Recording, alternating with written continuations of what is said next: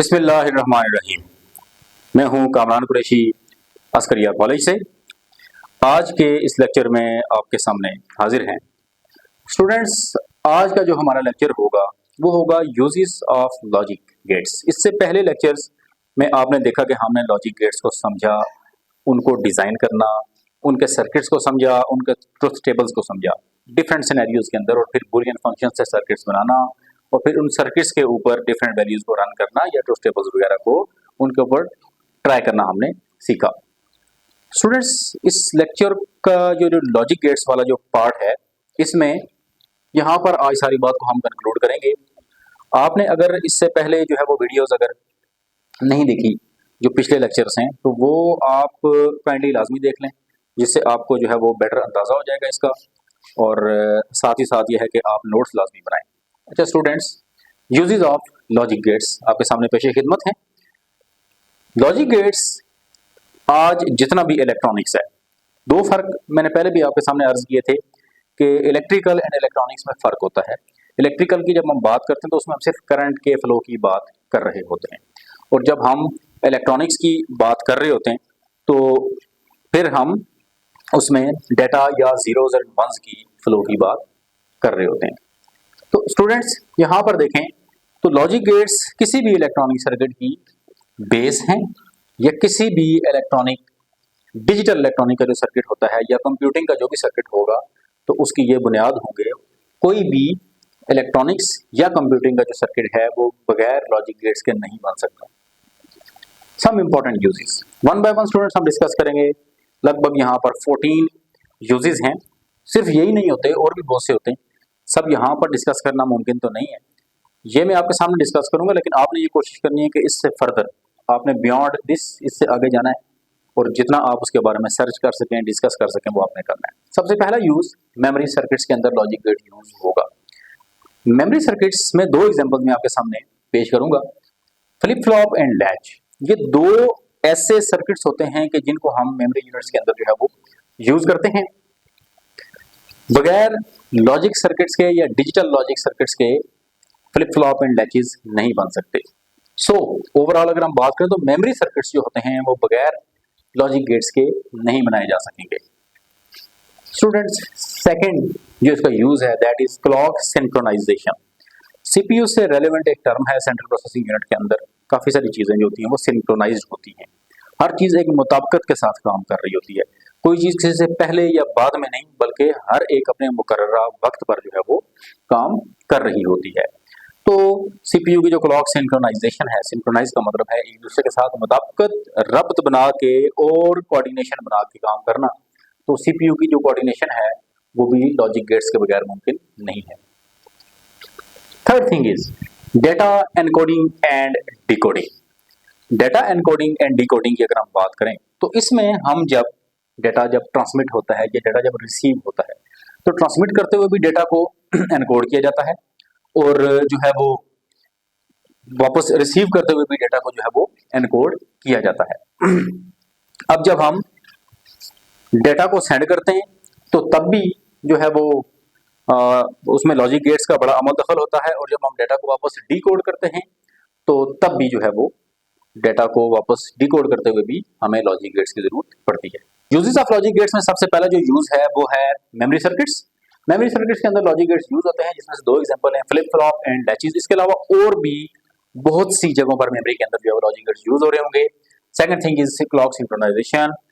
CPU के अंदर की ये टर्म है क्लॉक सिंक्रोनाइजेशन। तो यहाँ पर क्या होगा कि जो सीपीयू की क्लॉक है, जिसमें वो तमाम के तमाम प्रोसेसेस को, तमाम के तमाम जो है वो इंस्ट्रक्शंस को एक सिंक्रोनाइज्ड मैनर में या एक मुताबिकत के साथ जो वो सीपीयू चलाएगा, तो वो बगैर लॉजिक गेट्स के मुमकिन नहीं है। The third use is data encoding and decoding.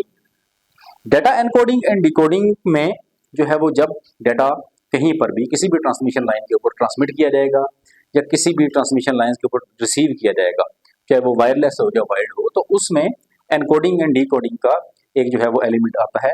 Encoding करते हुए भी जो है वो लॉजिक गेट्स का यूज होता है, और वापस मुड़ के डिकोडिंग करते हुए भी लॉजिक गेट्स का जो है वो यूज होता है। एनकोडिंग और डिकोडिंग हम क्यों करते हैं, ये फिलहाल हमारा जो है वो मौजूद बहस नहीं है, लेकिन इसलिए करते हैं कि जो हम जिस फॉर्म में उसको कंप्यूटर में रखते हैं वो उस फॉर्म में ट्रांसमिट नहीं होता। डाटा डाटा को हम जिस फॉर्म में ट्रांसमिट करना चाहते हैं वो सिग्नल की फॉर्म में होता है, तो हम सिग्नल में उसको जो है वो कोड करते हैं और मुड़ के वापस दोबारा नेक्स्ट जब रिसीवर एंड पे जब डाटा पहुंच जाता है हमारा, तो उस एंड पर हम उसको जो है वापस रिसीव भी कर रहे होते हैं। मल्टीप्लिकेशन एंड डिवीजन के अंदर भी जो है वो हमारे पास लॉजिक गेट्स यूज हो रहे हैं। एज यू नो स्टूडेंट्स कि हमारे पास जो 3 गेट्स हैं एंड और नॉट, इसमें से एंड जो है वो मल्टीप्लाई करता है और जो होता है वो ऐड करता है। तो अब बेसिकली होता क्या है कि एंड इज मल्टीप्लाइंग, तो मल्टीप्लाई करना और ऐड करना एक ही चीज होती है। मल्टीप्लाई करना का मतलब बार बार उसी चीज को ऐड करना होता है और डिवाइड करना का मतलब बार बार सेम चीज को माइनस करना होता है।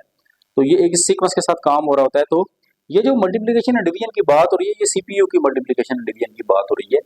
तो इसमें भी लॉजिक गेट्स का बहुत ज्यादा अमल दखल होता है, क्योंकि बेसिकली मल्टीप्लाई और डिवाइड करने वाले जो कंपोनेंट्स होते हैं वो ये होते हैं या इनका कोई कॉम्बिनेशन होगा, क्योंकि इनके कॉम्बिनेशन से आगे बहुत सारे और भी जो है वो सर्किट्स बन रहे होते हैं। Next thing is digital signal processing, इसको हम डीएसपी कहते हैं।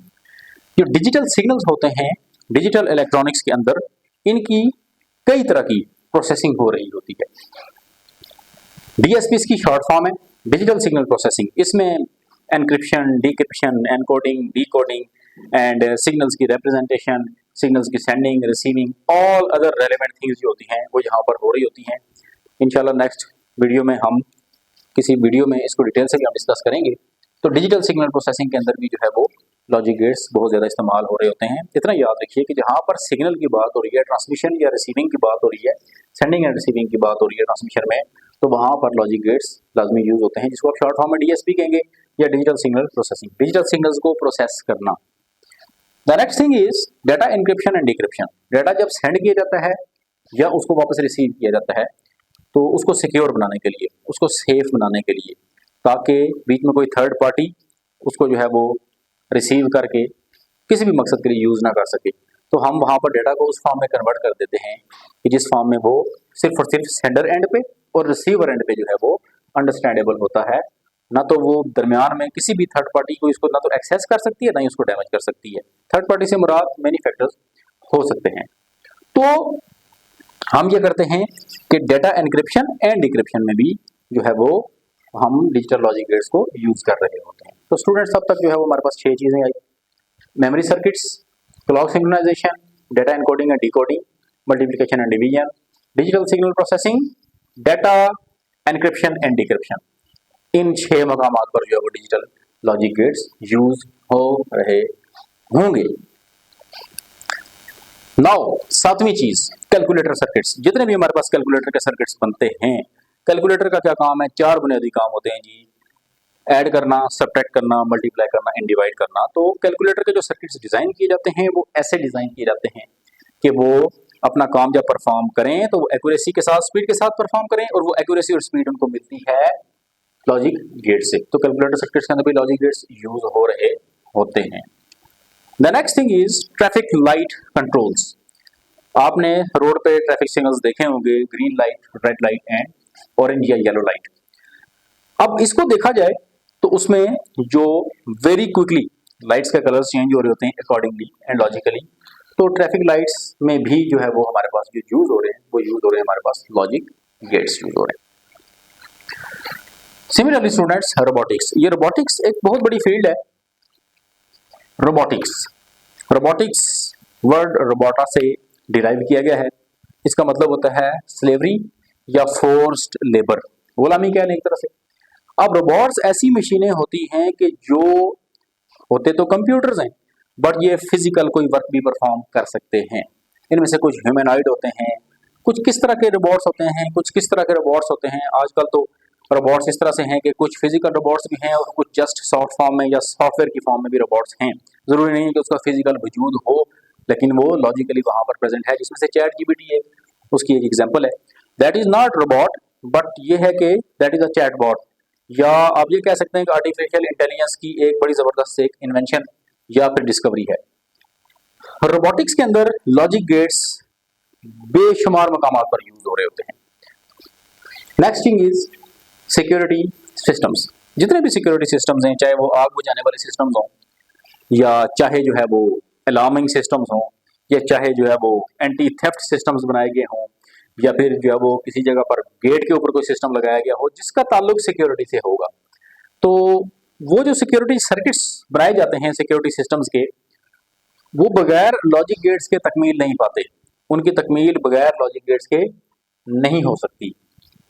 So next thing is automotive electronics.